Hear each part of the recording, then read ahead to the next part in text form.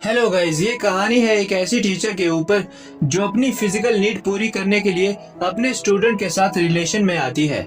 Movie की starting में हम लिली को देखते हैं जो एक स्कूल में टीचर होती है।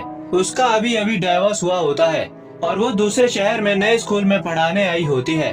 उसका नेचर बहुत ही स्वीट होता है, इसीलिए सभी उसका वेलकम करते हैं। उसके बाद हमें जेसन को दिखाया जाता है। वो उसी स्कूल में पढ़ता है जहाँ लिली पढ़ाने आई होती है। जेसन पढ़ाई लिखाई में बहुत ही कमजोर होता है और वो अपनी पॉकेट मनी निकालने के लिए ड्रग्स सप्लाई किया करता था। आज लिली का स्कूल में पहला दिन होता है। वहीं पे वो स्कूल के जिम टीचर से भी मिलती है और क्लास का टाइम होता है। तभी जेसन भी वहाँ आ जाता है और लिली अपने आप को सबसे इंट्रोड्यूस करवाती है। रात को लिली अपनी मदर को कॉल करती है। उसकी फैमिली में उसकी एक मदर और उसका एक भाई भी होता है। लिली की माँ उसकी बहुत ही चिंता करती थी। अगले दिन जेसन लिली से अपने होमवर्क के लिए हेल्प मांगता है क्योंकि लास्ट सेमेस्टर में जेसन के मार्क्स काफी बुरे आए होते हैं और लिली भी उसकी हेल्प करने के लिए मान जाती है। एक दिन स्कूल में सभी स्टूडेंट अपनी पोइट्री सुना रहे होते हैं। तभी पोइट्री सुनाने की बारी जेसन की आती है। लिली को जेसन की पोइट्री इतनी पसंद आती है कि वो उसमें खो ही जाती है।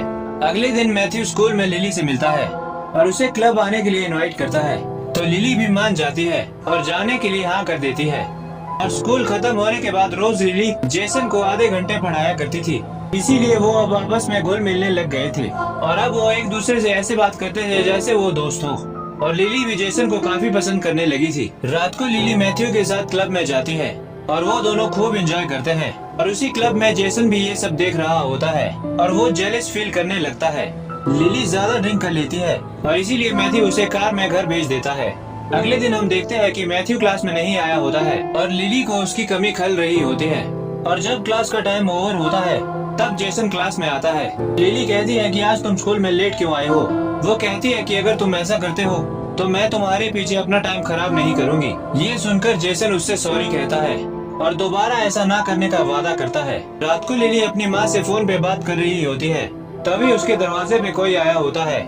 वो जेसन होता है और उसके मुंह से काफी खून निकल रहा होता है। वो अपने दोस्तों से लड़ाई करके आया होता है। जेसन की ऐसी हालत देखकर लीला उसे अंदर ले लेती है और उसकी मरहम पट्टी करती है। उसके बाद जेसन वहाँ से जाने लगता है तो लिली उसे अपनी कार से उसके घर ड्रॉप करने चली जाती है। बाहर बारिश हो रही होती है और रास्ते में जेसन एक जगह कार रोकने को कहता है तो बाहर निकलकर वो लिली को भी बाहर बुलाता है और फिर वो दोनों गाड़ी से बाहर आ जाते हैं। तभी जेसन लिली को अपने साथ डांस करने को कहता है और धीरे धीरे उसके करीब आने लगता है।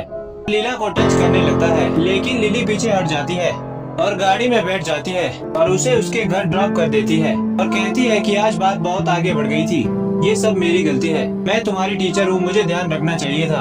आगे से ऐसा कभी कुछ नहीं होगा। एक तरफ लिली जेसन को पसंद तो करती थी, लेकिन उसे गिल्ट फील होता था क्योंकि जेसन उसका स्टूडेंट होता है और वो उससे काफी छोटा भी था। एक दिन मैथ्यू और लिली भी क्लब में आए होते हैं। मैथ्यू लिली को पसंद करता था और लिली भी ये बात जानती थी, पर अभी तक मैथ्यू ने लिली को प्रपोज नहीं किया था। और उसी क्लब में जेसन भी होता है। तभी लिली बाथरूम जाती है और जेसन भी उसके पीछे चला जाता है और उसे किस करने लगता है और लिली भी उसे नहीं रोकती और उसका साथ देती है, लेकिन तभी वो उसे धक्का दे देती है और क्लब से चली जाती है। जब लिली घर पहुंचती है तो थोड़ी देर बाद जेसन उसके घर का दरवाजा खटखटाता है और लिली दरवाजा खोल देती है। यहाँ भी लिली जेसन को समझाती है कि हमें ये सब रोकना होगा, ये गलत है। लेकिन जेसन धीरे धीरे लिली के पास आता है और उसे सेड्यूस करने लगता है और अब लिली भी खुद को नहीं रोक पाती और उसका साथ देने लगती है। उसके बाद वो लोग इंटीमेट हो जाते हैं। अगली सुबह लिली जेसन को कहती है कि रात को हमारे बीच जो कुछ भी हुआ उसके बारे में तुम किसी को नहीं बताओगे और अब दोबारा ऐसा नहीं होगा। जेसन कहता है कि ठीक है। और अब क्लास के बाद जब लिली जेसन को पढ़ा रही होती थी तो जेसन उसे रोज सेड्यूस करने की कोशिश करता था। उसे लव और लस्ट के बीच का फर्क नहीं पता था। और अब जेसन और लिली रिलेशन में होते हैं और वो दोनों काफी खुश होते हैं। एक दिन जब लिली स्कूल में अपना काम कर रही होती है तभी मैथ्यू वहाँ आता है और लिली का रेप कर देता है क्योंकि उसे वो नहीं जेसन पसंद होता है। रात को जब मैथ्यू लिली के घर आता है तो वो रो रही होती है। जेसन उससे पूछता है क्या हुआ, तब लिली उसे सब कुछ बता देती है।